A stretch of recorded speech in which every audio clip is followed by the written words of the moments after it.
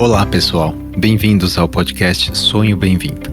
Sou Renato Tomioka, ginecologista especialista em medicina reprodutiva. E este podcast é produzido pela Arte Academy com o apoio da Clínica Vida Bem-vinda. E tem o foco de trazer para você o que há de melhor e mais atualizado na ciência da reprodução humana com a nossa experiência clínica do dia a dia. Acreditamos muito na força da boa informação e o nosso objetivo é ajudar quem precisa a atingir o sonho de ter um filho através de conteúdos de alta qualidade reunidos por quem trabalha com infertilidade. Para mais detalhes, entre no site arte-academy.com.br/podcast.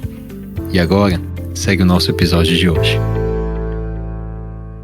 Sejam muito bem-vindas e bem-vindos a mais um episódio aqui do Sonho Bem-vindo. E hoje eu estou com o Dr. Marcelo Rossini, que é um médico formado pela PUC em Sorocaba, onde fez residência em ginecologia e obstetrícia. E hoje o Dr. Marcelo está no Centro de Reprodução Humana Mário Covas, lá no Hospital das Clínicas da Faculdade de Medicina da USP, que é onde nós o conhecemos, e hoje ele também é Fellow de Reprodução Humana da Clínica Vida Bem-vinda. Então, a ideia hoje é conversar sobre a insuficiência ovariana prematura, muitas vezes chamados de menopausa precoce, a gente vai conversar sobre isso, e o impacto na reprodução humana. Como lidar com as pacientes que estão nessa fase difícil de vida, muitas vezes numa idade até jovem, e querem às vezes congelar óvulo, formar embrião, engravidar com os seus óvulos. Espero que vocês gostem desse episódio do Sonho Bem-vindo. Marcelo, seja muito bem-vindo. Olá, Renato, como vai?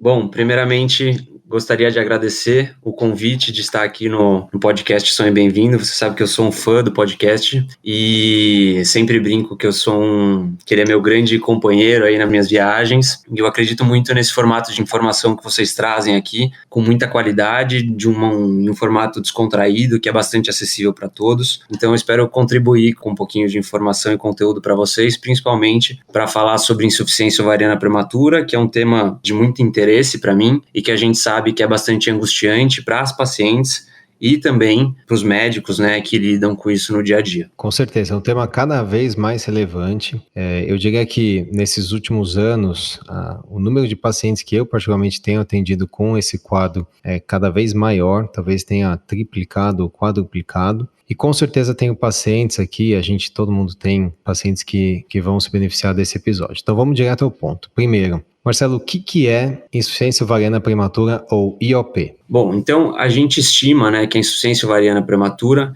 ela esteja presente em cerca de 1% das mulheres antes dos 40 anos. E ela é uma síndrome clínica caracterizada pela redução da atividade ovariana em pacientes jovens, né, com menos do que 40 anos, associado a alterações do ciclo menstrual, marcadamente períodos longos sem menstruar. E daí quando a gente vai para a literatura, ler a respeito de critérios diagnósticos, tem muita divergência, é um tema um pouquinho bagunçado em relação a isso. Então, a Sociedade Europeia, em 2015, produziu um guideline, né, que tinha como um dos objetivos justamente uniformizar alguns conceitos e entre eles estavam esses critérios diagnósticos. Então, eles propuseram que seria designado por pacientes com menos do que 40 anos, que estivessem com mais do que 4 meses sem menstruar, associados a alterações dos marcadores de reserva ovariana. E aqui eles utilizaram o FSH com valores maiores do que 25, que deveriam ser aferidos em 2 ocasiões distintas, né, separadas por 4 semanas.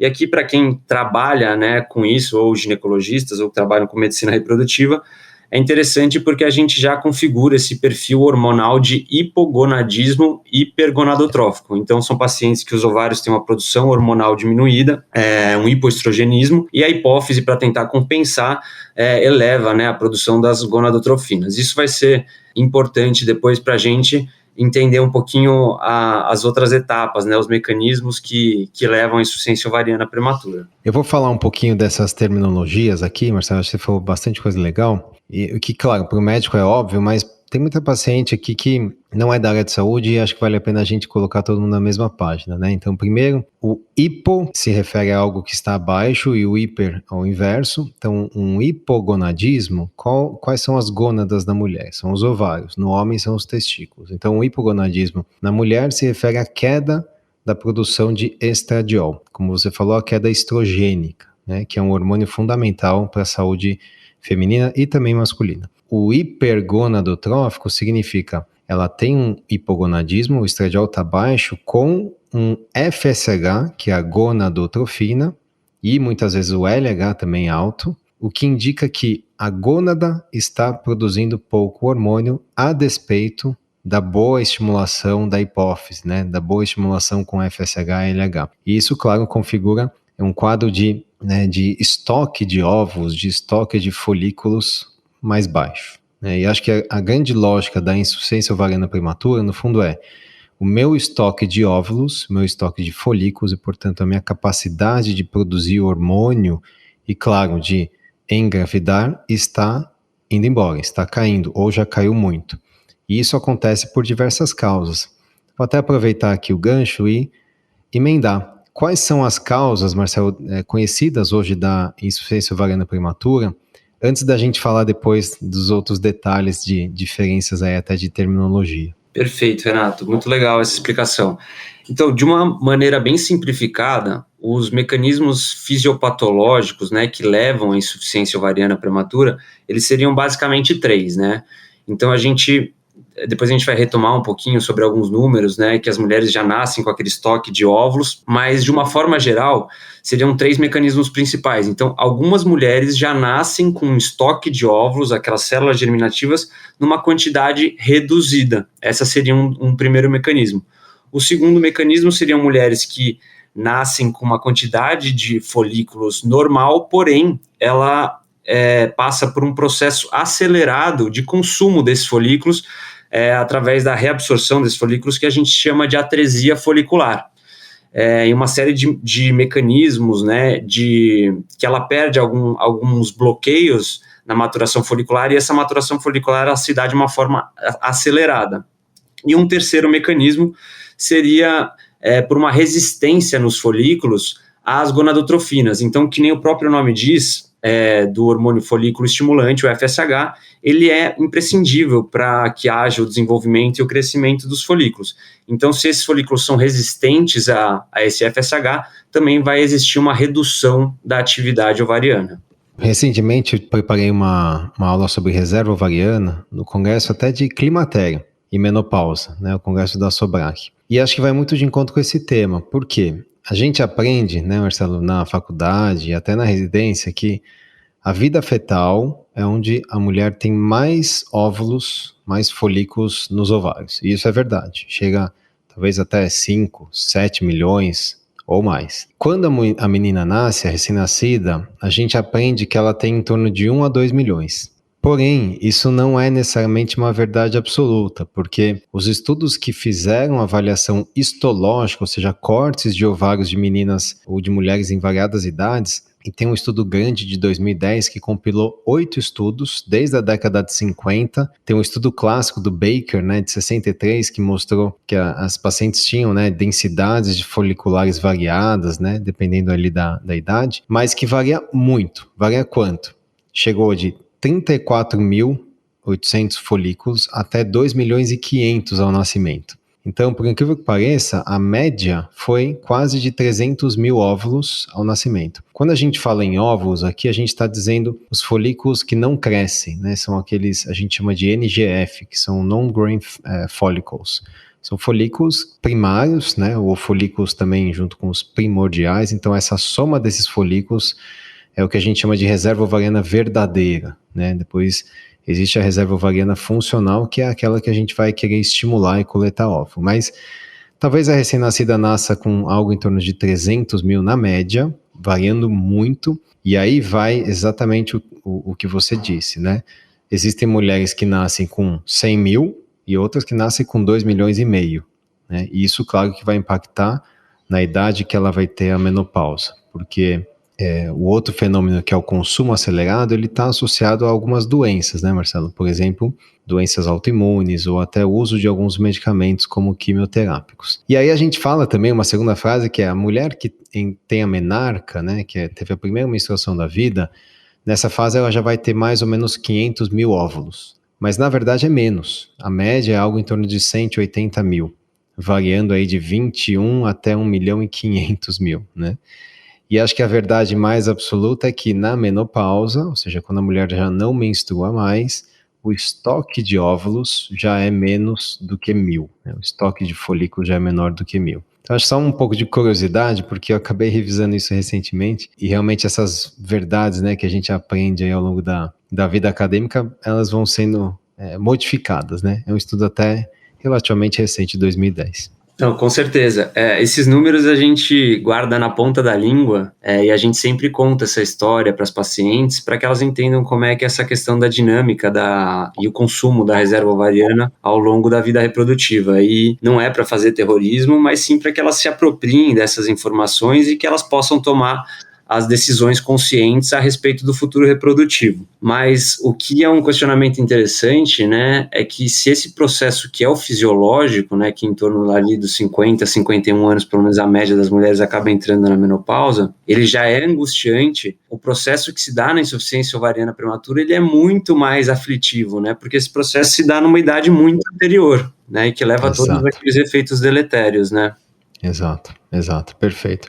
Então vamos lá, outra pergunta importante. Qual a diferença entre falência ovariana prematura e insuficiência ovariana? Por que a gente usa o termo IOP hoje? Eu gosto dessas questões semânticas, assim, porque eu acho que elas trazem muitas informações, né, para nós. A insuficiência ovariana prematura, ela já foi descrita pela primeira vez em torno de 1940 e ela recebeu diversas terminologias desde então, né? Menopausa precoce, menopausa prematura, amenorreia hipergonadotrófica, e uma das mais utilizadas é FOP, né, o acrônimo FOP de falência ovariana prematura. Se a gente abrir um livro de ginecologia aqui hoje em dia, provavelmente ainda vai estar escrito isso. Mas hoje em dia ele tem sido mais questionado, porque ele traz uma ideia de falência abrupta, né, da atividade ovariana, que não é tão condizente com essa perda gradual da atividade ovariana. Então, atualmente, prefere-se o termo, inclusive é uma dessas recomendações da Sociedade Europeia, que a gente prefira o termo insuficiência ovariana prematura, que é mais condizente com essa natureza flutuante e intermitente da atividade ovariana.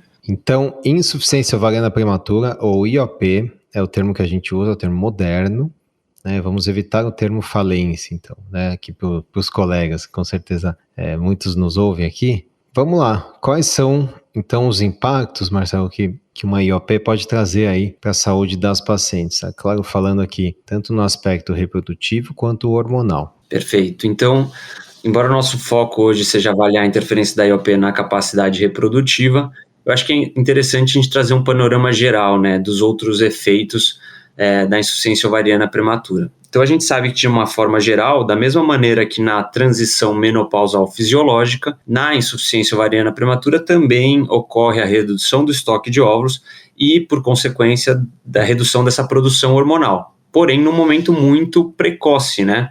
E a gente sabe que existem receptores de estrogênio em diversas partes do corpo da mulher. Então, com certeza, existem alguns efeitos deletérios a respeito dessa redução precoce. Então, existem, por exemplo, os fogachos, que são aquelas ondas de calor, principalmente na região do rosto, pescoço, tórax, são associadas aí suores noturnos, que prejudicam muito a qualidade de sono dessas pacientes. Existe uma interferência bastante importante na saúde óssea dessas pacientes, são pacientes que podem evoluir com osteopenia, osteoporose, que é uma redução da densidade mineral óssea, que pode predispor a fraturas, interferência no sistema geniturinário, então pacientes que podem ter uma atrofia genital, redução da lubrificação vaginal, que pode até levar a redução durante relação sexual, e acaba interferindo na libido, na sexualidade dessas pacientes. Alguns estudos mostram também uma interferência no sistema neurológico, pacientes com uma redução do potencial cognitivo e até depressão. Perfeito, muito bem pontuado, Marcelo, porque, no fundo, tudo isso que você descreve são sintomas que antes a gente chamava de sintomas climatéricos, né? Esse é um termo que a gente também hoje tem evitado, né? O climatério é um período muito longo na vida da mulher, então a gente tem usado termos mais específicos, do tipo perimenopausa ou pós-menopausa, né? Então, mas geralmente nessa fase de transição, que é um período muito especial, a mulher passa a ter, no geral, uma piora da qualidade de vida e também uma piora dos marcadores de saúde, né? E a IOP, especificamente, ela tem um impacto enorme na longevidade feminina, enorme. E com certeza a reposição hormonal, a terapia hormonal, especialmente com o estradiol, ela pode reverter muitos desses impactos, né, na saúde geral aí das pacientes, e ela deve ser sempre lembrada também pelos médicos que trabalham com reprodução humana, porque É claro que o foco é muito o óvulo, né? Nós vamos atrás do óvulo, buscar estímulos, buscar protocolos que vão trazer óvulo maduro e aumentar a chance de gravidez.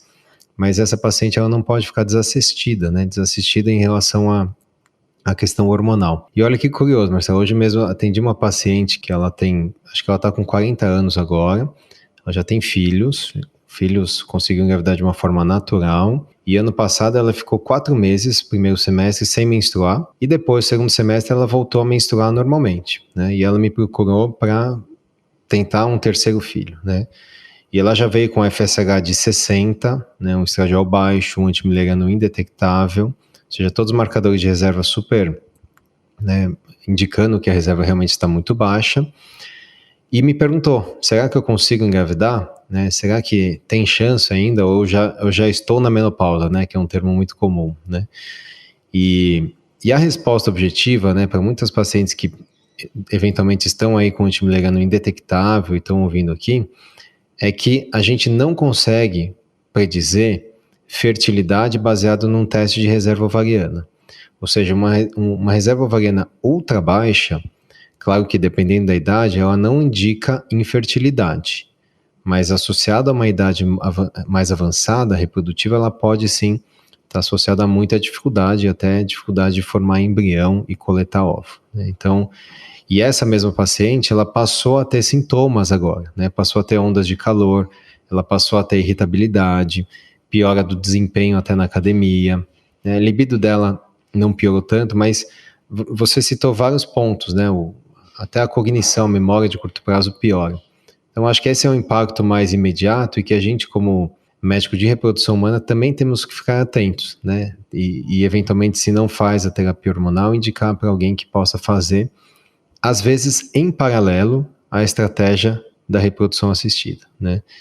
Então, muito bom, acho que você já falou o impacto aqui geral, e eu queria que você falasse sobre o impacto da fertilidade, de uma forma mais objetiva, para a gente já entrar aí nas estratégias de como tratar essas pacientes. Combinado. Então, só trazer uma reflexão que eu achei interessante, pensar que essas pacientes, há algumas décadas, né, quando elas tinham insuficiência ovariana prematura, pelo menos do ponto de vista reprodutivo, talvez elas não tivessem tanto impacto, né, porque elas engravidavam em torno dos 20, 25 anos, já tinham constituído família. E hoje em dia, por diversos motivos, né, por outras prioridades também, as mulheres têm engravidado mais tarde, e daí isso aumenta a chance delas serem surpreendidas por essa insuficiência ovariana prematura. E como você disse, um dos primeiros sinais, né, que surgem é justamente essa alteração do ciclo menstrual. E daí, quando isso acontece, provavelmente essa paciente ela já está num estágio um pouquinho mais avançado na história natural desse consumo folicular. Mas agora falando um pouquinho, né, sobre as intervenções que a gente poderia propor para pacientes que têm insuficiência ovariana prematura e que desejam utilizar óvulos próprios, né?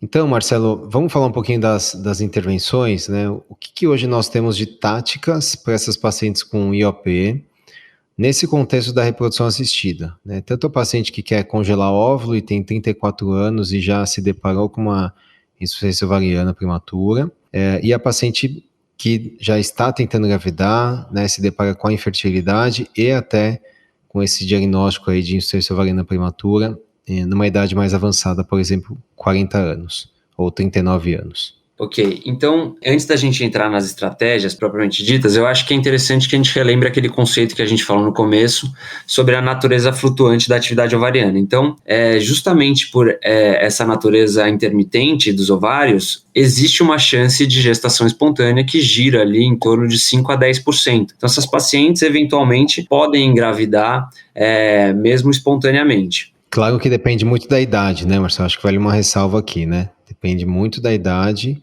do diagnóstico, né? Com certeza, com certeza. A idade do diagnóstico e também de quanto tempo depois, né, da última menstruação que ela está iniciando ali as tentativas.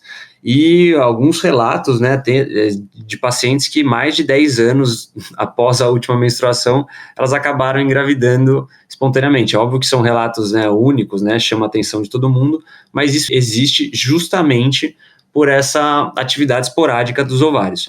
Mas o fato é que para quem quer engravidar, realmente as chances são baixas, né? Então, são tratamentos, às vezes, um pouco frustrantes. Então, classicamente, e essa é uma das orientações da Sociedade Europeia, o tratamento de escolha para essas pacientes é a ovorecepção, é a utilização de óvulos doados. Isso porque é um tratamento, né, consolidado e que traria as maiores chances de sucesso para as pacientes, né? E é um tratamento muito bonito que já viabilizou a construção de muitas famílias, né, e de muitos sonhos aí ao redor do mundo.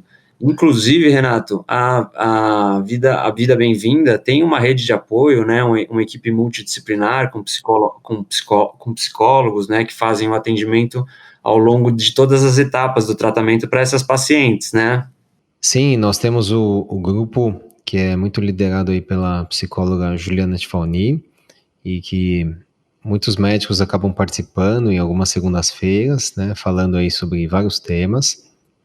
E eu sempre falo para os casais, né, a espécie humana é a única espécie que tem essa capacidade intelectual de compartilhar gametas, né, e esse compartilhamento faz com que a gente como espécie seja uma espécie que evolui em vários aspectos, não só no aspecto de evolução natural, né, evolução como espécie aqui no planeta Terra, mas também uma evolução espiritual, por que não? Então, a ovulação sim é uma solução brilhante, né, que é uma solução humana para isso, mas o nosso foco aqui é falar de estratégias, de como a gente pode resgatar e fazer a paciente que tem IOP responder a uma estimulação ovariana. E aí você trouxe isso, né, naquela reunião científica da Vida Bem-vinda, do Art Academy, um artigo até antigo, né, sobre uma estratégia relativamente simples, e eu queria que você comentasse aqui, primeiro, qual é a lógica por trás de uma estratégia para uma paciente que já está com uma reserva praticamente esgotada e um FSH muito alto e muitas vezes um ovário com folículos resistentes ao FSH. O que fazer nesse cenário, Marcelo? Perfeito. Então, existem várias estratégias descritas para tentar reaver esses folículos que ficam dormentes ali, quiescentes nos ovários. E uma das estratégias que teve o melhor desempenho, né, nos estudos, nas revisões sistemáticas, foi a que utiliza estrogênios, preparo prévio com estrogênios, né, antes de realizar a estimulação com as gonadotrofinas. E qual que seria o princípio por trás disso, né? Então, essas pacientes que têm IOP, elas cursam com níveis constantemente elevados de FSH. E daí, existe uma redução dos receptores de FSH nas células da granulosa desses folículos. Então, o objetivo, através da utilização dos estrogênios, seria, através do feedback negativo, reduzir esses níveis endógenos de FSH, aumentar a expressão de receptores, né, novamente, e tornar esses folículos responsivos, mais uma vez, às gonadotrofinas. Perfeito. Como fazer isso, então, na prática? Vamos lá, a paciente está com FSH alto, muitas vezes ela não tem nenhum parâmetro menstrual, porque ela já está aí algumas semanas ou meses sem menstruar. Como organizar isso dentro da clínica? Ela faz ultrassom, ela faz o exame de sangue, ela usa uma pílula. Vamos comentar um pouquinho das práticas que a gente tem aqui, das estratégias. Perfeito. Então eu vou falar um pouquinho do que eu encontrei na literatura. Eu vi aliás, médicos que utilizam, né, o estradiol 2 a 4 miligramas, vi utilizarem agonistas de GnRH e até mesmo pílulas com esse objetivo. Nesse estudo que a gente traz, então ele foi um ensaio clínico randomizado, duplo cego, que foi conduzido pelo Massimo Tartagani, e foi realizado na Itália e publicado na Fertility em 2007. E ele justamente avaliou o efeito do tratamento prévio com etinilestradiol em pacientes com insuficiência ovariana prematura, que seriam submetidas à estimulação ovariana e posterior namoro programado, né? Então eles viram que os parceiros tinham espermograma normal e as pacientes tinham esterossalpingografia normais. Então, esse estudo, ele contou com um N pequeno, né? É difícil reunir tantas pacientes com IOP, mas enfim, foram 50 mulheres entre 24 e 39 anos que tinham valores de FSH maiores do que 40 e períodos de amenorreia maiores do que 6 meses. E daí, nesse caso aqui, ele excluiu pacientes com alterações de cariótipo e pacientes com causas iatrogênicas de IOP. Então, ele deu a entender que ele tentou selecionar pacientes com IOP idiopática aqui. Tem uma coisa que a gente usa muito na prática, né? A paciente com FSH alto, mesmo com folículo visível no ultrassom, geralmente é um folículo que não vai responder ao estímulo se ela já está com FSH alto, geralmente acima de 15 ou 20, né? Então a gente gosta de baixar o FSH e parece uma estratégia um pouco antagônica para os pacientes no primeiro momento, né? Vou estimular meu ovário, mas estou usando uma pílula ou estou usando um hormônio que vai reduzir o FSH, sendo que eu deveria aumentar o FSH. Mas a ideia é deixar mais sensível, esperar uma corte de folículos mais sensível ao FSH, aos hormônios, e aí sim estimular quando a gente tiver esse cenário, né, esse ambiente hormonal mais adequado. Então, às vezes a gente acaba usando 2, 3, 4 ou até mais semanas de contraceptivo, em doses até um pouco mais altas do que o habitual, para baixar mais rápido esse FSH. E a gente utiliza, né, Marcelo, muito ultrassom transvaginal na prática para contar folículo e eventualmente ter uma sorte. Eu falo que muitas vezes é uma sorte da gente se deparar com uma corte boa, né? Isso acontece. Lembro até hoje uma paciente que ela chegou a fazer uma fertilização in vitro faz muito tempo, ela na época tinha 40 anos, não respondeu, foi para ovodoação e na fila da ovodoação, né, na espera de um óvulo compatível com ela estava já fazendo reposição hormonal com adesivo, né, estradiol transdérmico, e um dia ela veio com sintomas de náusea, um mal-estar, um pequeno sangramento, e a gente foi fazer ultrassom e ela estava grávida, uma gestação evolutiva, o bebê nasceu bem. Então esse é o maior exemplo de que, claro, não é tão comum, mas acontece, né? Eventualmente ela vai ovular e esse óvulo pode ser um óvulo saudável ali e formar um embrião de boa qualidade. O que a gente quer ter é essa sorte, né, na essência da palavra, de encontrar um ciclo favorável. E, no fundo, né, acho que a melhor definição de sorte é quando você tem um encontro ali da oportunidade com o preparo. E aí cabe a nós, né, especialistas, sabermos preparar a paciente para ter a sorte ou a oportunidade, né, de encontrar essa coorte de folículos favorável. Muito bom, acho que tem várias outras estratégias que a gente acabou discutindo em outros episódios, né, para poor responder, coisas que vão desde vitaminas até androgênios.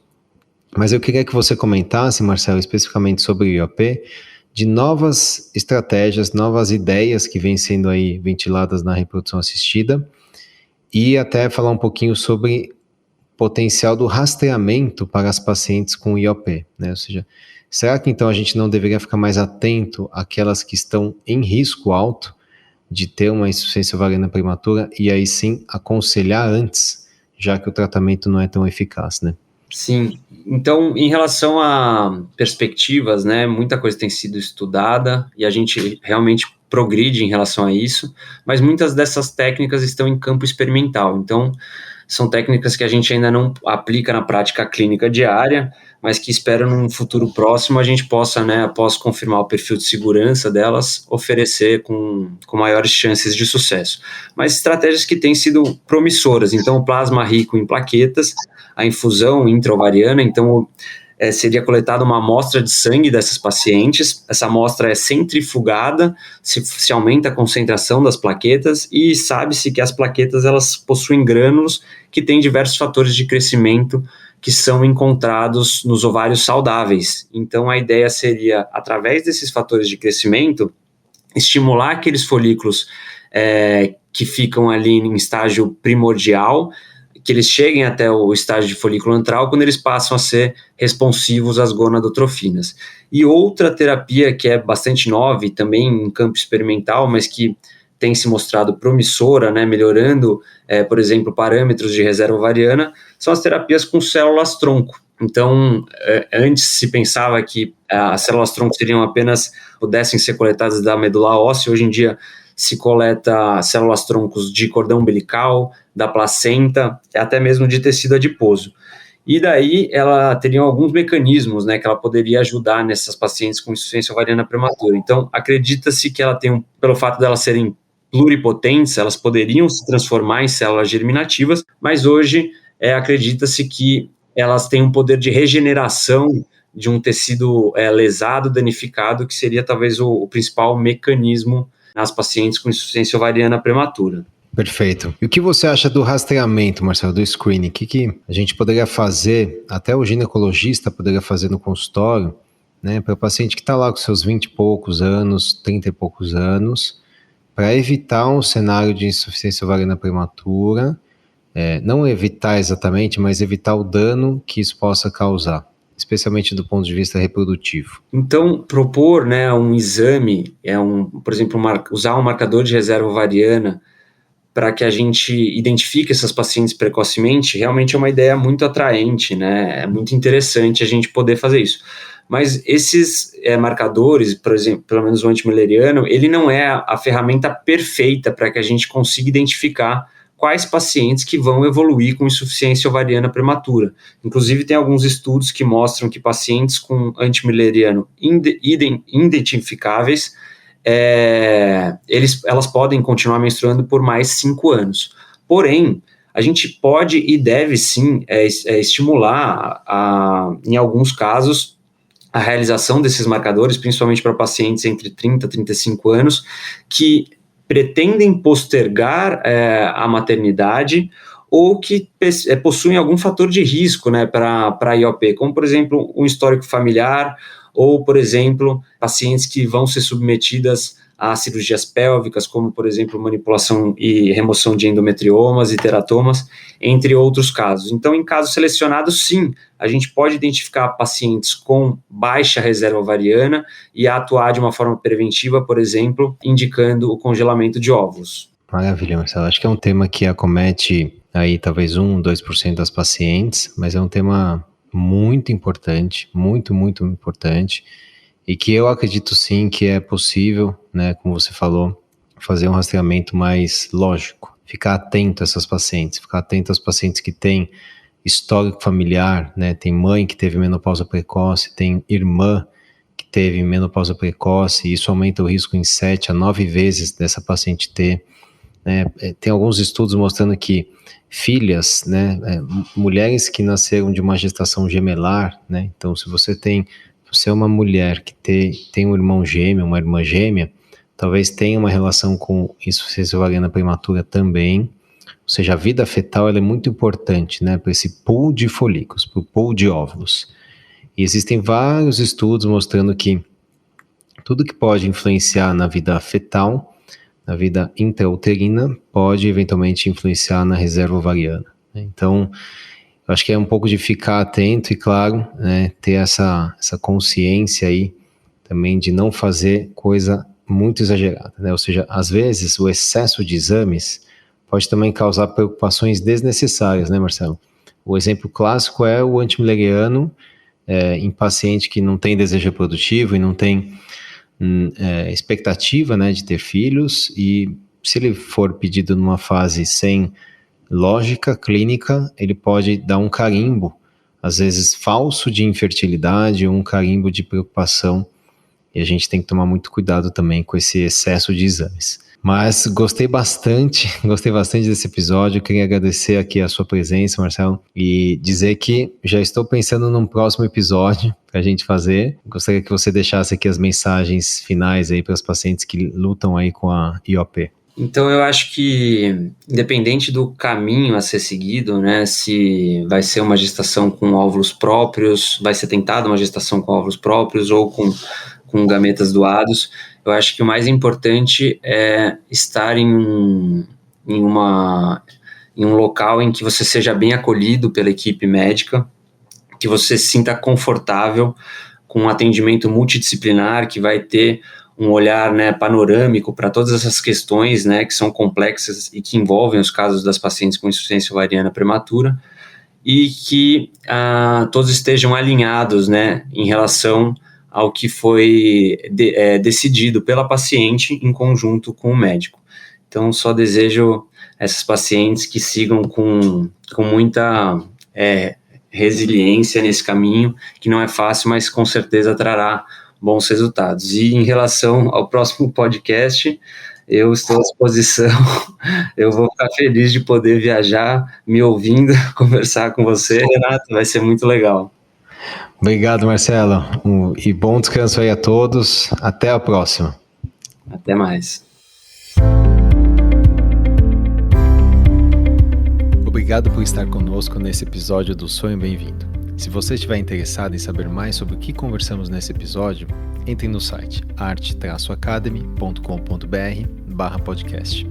Você pode nos encontrar no Instagram, @arte.academy e @vida bem-vinda. Se você gostou desse podcast, ficaremos muito felizes de ouvir sua opinião nos comentários da Apple Podcast ou qualquer plataforma que esteja usando. Esse podcast tem caráter meramente informativo e educacional. Não deve ser utilizado para realizar autodiagnóstico ou automedicação. O conteúdo não é feito para substituir a consulta com um profissional de saúde. Em caso de dúvidas, consulte o seu médico. Somente ele está habilitado a praticar o ato médico, conforme recomendação do Conselho Federal de Medicina. Nenhuma relação médico-paciente é estabelecida aqui nesse canal. E somos muito transparentes em relação aos conflitos de interesse, e levamos isso a sério. Para saber mais, entre no site arte-academy.com.br/sobre.